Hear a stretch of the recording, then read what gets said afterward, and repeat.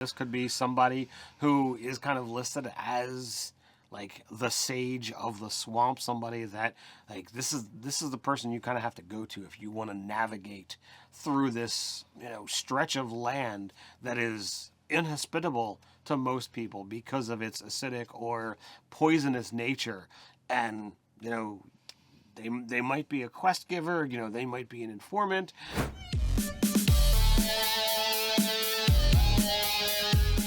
I'm Nerdarchy Ted. I'm Nerdarchy Dave. Welcome to Nerdarchy. For nerds by nerds. So today we're doing a character build guide for a lizard wizard. Or the lizard not wizard. Or maybe the lizard not wizard. We'll see which way this goes. But, we've done several versions of this before in the past. Not all of them have been character build guides. I'm not sure if we've done any character build guides. This might be the first one or the second one. But there are a lot of different ways to lizard wizard or not lizard wizard, as the case may be. So what does it mean when we say we're going to do a character build guide there, Dave?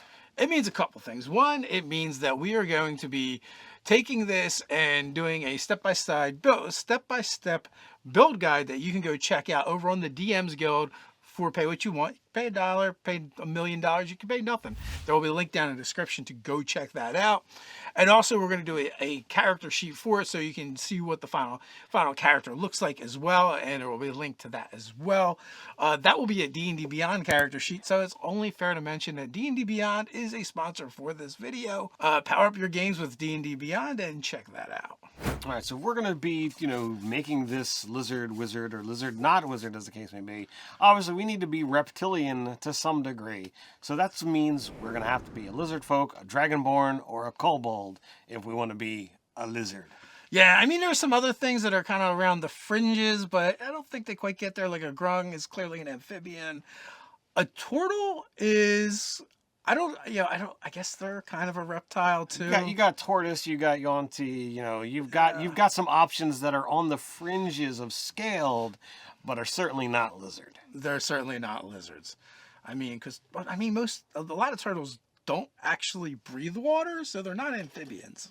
Well, there's a difference between reptile and lizard, so that's our distinction. That's our distinction. All right, you're our resident expert on fantasy reptile races.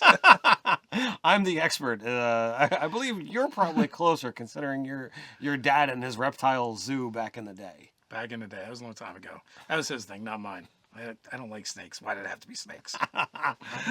But anyway, so let's take a look at what are some of our classes. We're going to be looking at all of our spellcasters. We have Bard, Cleric, and Druid. As well as Sorcerer, Warlock, and Wizard. So any of those could work for spellcasting.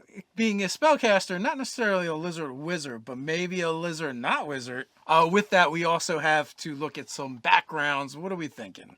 We've got Acolyte, Hermit, and Outlander. We've also got Sage, Far Traveler, and Uthgard, Tribe Member. So any of those would probably work for our lizard wizard.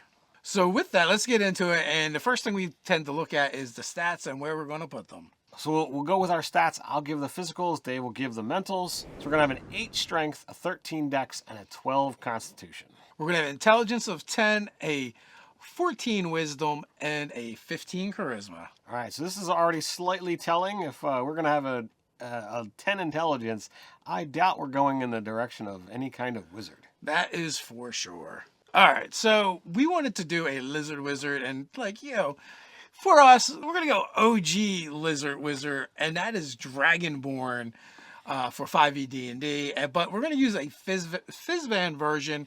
We're going to go with the Chromatic Dragonborn, and we're going to take our stat adjustments and we're going to put them into Wisdom and Charisma.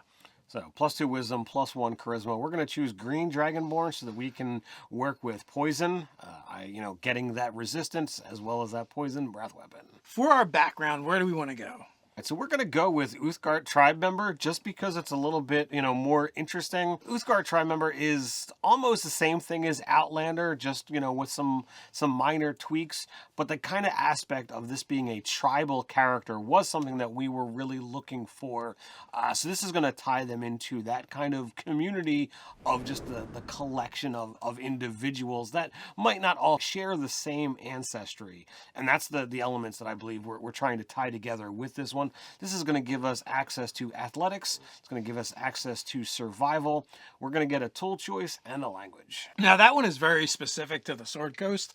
Now you could use it that way, or you could switch it up completely and just switch out the tribe name with any tribe name you like, and that is who this character is associated with. So that tool choice is going to be leatherworking tools, and because it's tribal, we went with goblin as our language. So our first level, we're going to take Sorcerer, and for our skills or proficiencies, we're going to take Arcana and Religion, because I feel like the wise person in these groups tends to have all the knowledge, and in this case their knowledge is going to be kind of mysticism and also maybe the keeper of their religion as well. All right, so when we take that level of sorcerer, there's a lot of fun things that come along with it. But if we take the level of sorcerer, we get access to our subclass, our bloodline, right away. And for this, we're gonna go with our draconic sorcerer, and we're gonna associate that with green, already coupling that with our ancestry that we already have.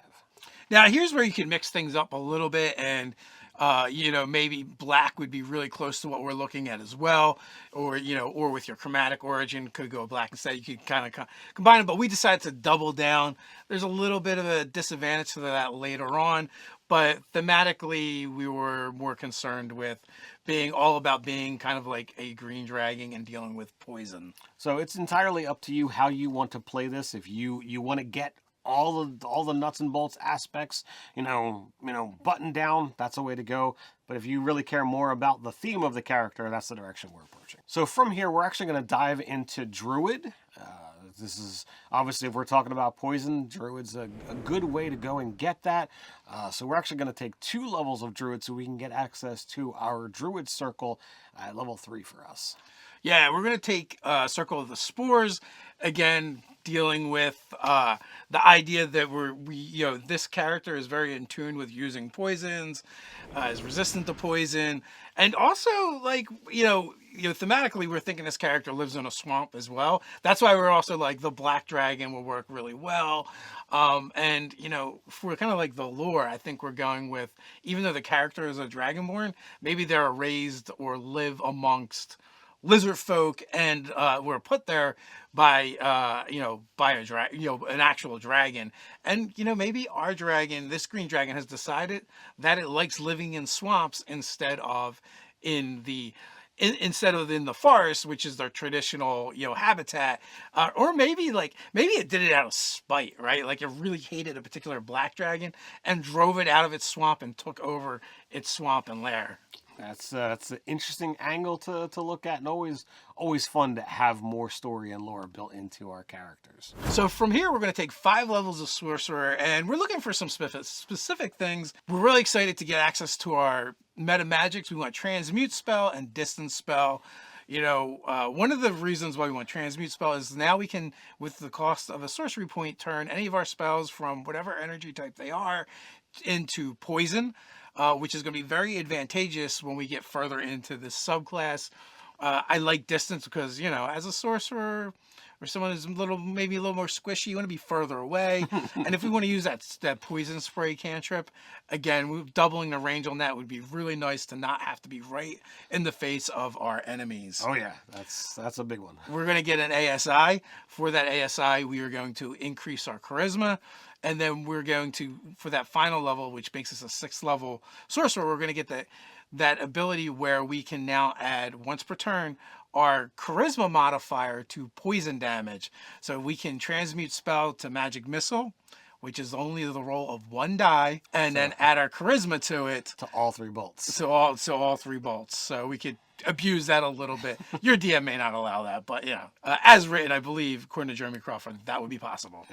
Yep, we're just looking at the sage advice as to how that applies. Now here's where we do take a hit, because at 6th level you can spend a sorcerer point to get resistance to a damage type of your dragon. Of your dragon type. Which we already have, but that's why we're like, well, if you want to mix it up and go green one, black the other, that would kind of fix that. And it would also create a narrative story element to really play with of like, well, why are you a green dragonborn but have ancestry to black? What does that tell about your bloodline? Forget all that. I think it'd just be either cool to be have all black scales or all green scales with either the black or green tiger stripes. I was thinking more like, like a modeled pattern, almost like you see with, certain lizards. Inferior to tiger stripes. I mean, I'm not going to argue. I think tiger stripes are pretty badass, but, I also like the modeled look. But, you guys can weigh in as well. Each to your own, or you can let us know which you prefer down in the comments below.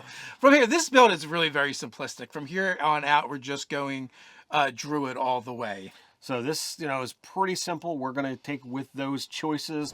We're going to bump our charisma first, and then we're going to bump our wisdom up to 20. So by the time you get there, you've got, both of those stats maxed out. This character is going to suffer a lot from lack of sorcery points. But if your campaign happens to play, or your play style happens to be like ours, you can be able to kind of sacrifice spell slots to create more sorcery points. You're going to be a full caster with not access to the higher tier spell slot or higher tier spells known, because you've got 6 levels of sorcerer.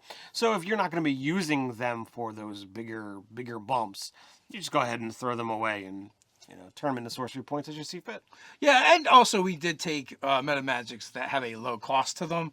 So that's going to spread them out a little bit as well. But let's face it, 1 or 2 battles and probably you're out of sorcery points if you're not converting your spells. Right. Now, one of the things to keep in mind with this is we're very heavy spellcaster, and you're going to want to make your choice and selections based on whatever theme you're going for. If you want to be able to add your charisma to extra damage, then you're going to want to pick spells that are energy types so that you can do that damage. Part of the mitigating your sorcery points would be not having to transmute your spells all the time, would save on them. If you take a look at that character sheet over on D&D Beyond, you can see the spells that we've picked so that you can kind of go along with it. And, if you decide to go Black Dragon instead for your ancestry, just go ahead and make your acid choices for Sorcerer and Druid spells that are going to fit. The funny thing about that ability is it's not specific to Sorcerer spells. It's just when you cast spells. Mm-hmm. So Primal Savagery it's kind of a weird ability, a weird cantrip in my opinion, because it lets you make a kind of turn your hands into claws and make these claw attacks, but it does acid damage, right? And it's a cantrip, so it scales. Right.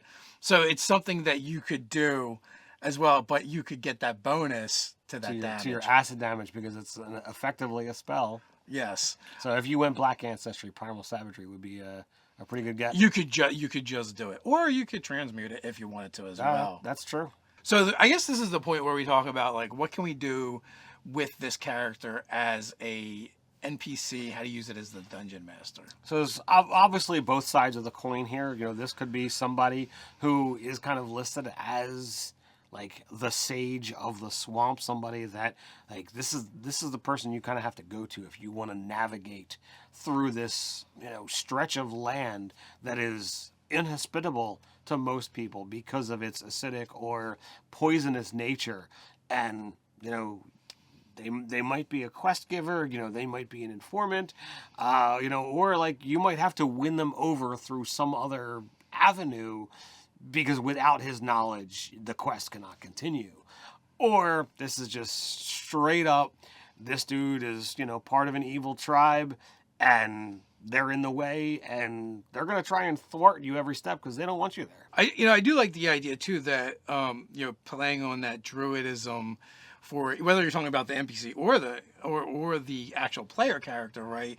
Like, one of the aspects you could really kind of lean into is this idea of decay, which is part of the natural order, right? Mm-hmm. Like things break down, decompose. That's very much an issue with swamps, and that's why you get a lot of those swamp gases that can be explosive, flammable, or just poisonous because of that. And one of the things with the spore druid is being able to infect dead things with your spores and kind of animate them. Sure. So interacting with the NPC where they always have like a zombie around them. It could be really creepy too, especially if it's a role-playing scenario. And maybe you're like paladin, your cleric, they're kind of like, they're not really feeling it. This seems wrong. Like they're playing with dead things. We don't believe in that. But, it's just part of their culture and their religion. You know, yeah, it's definitely elements to kind of consider. And that could be the avenue of consideration of like you're trying to test them. You know, you have to prove yourself to this person so that they'll give you the information you're looking for. But at the same time, the paladin's like, I need to like stab myself to kind of not be thinking about, I must kill his thing. It's supposed to be, it's evil. It's my nemesis. I must. It's an abomination. But like, and in the meantime, you're like forced to like sit down and have a meal with them, and they've always got their zombies with them, and like there's maggots coming out of the eye socket, one eye socket from the zombie, and you're like, you're trying not to hurl, but you gotta like, you have to eat in order to not insult your host. So I think like there's some really fun, creepy things you can do with the set dressing on it. I think there's a lot of fun ways. You know, Zombie tea party, man. Zombie tea party. But they're not like real zombies because they're just like been infected with spores and viruses and stuff. And, you know, it's the viruses and spores that are actually, you know, animating the thing, not the undead animus of the creature. Indeed. So what do you think? How would you use this? Would you play this character? Have you played this character? Would you have gone in a completely different way? Let us know down in the comments below. Share your thoughts and ideas with the Nerdarchy community. While you're down there, don't forget to do all those things like share, subscribe. Go ahead and click that notification bell. Quick reminder, we drop new videos Mondays, Wednesdays, and Fridays, so come on back. But can't wait till then. No worries, we got you covered.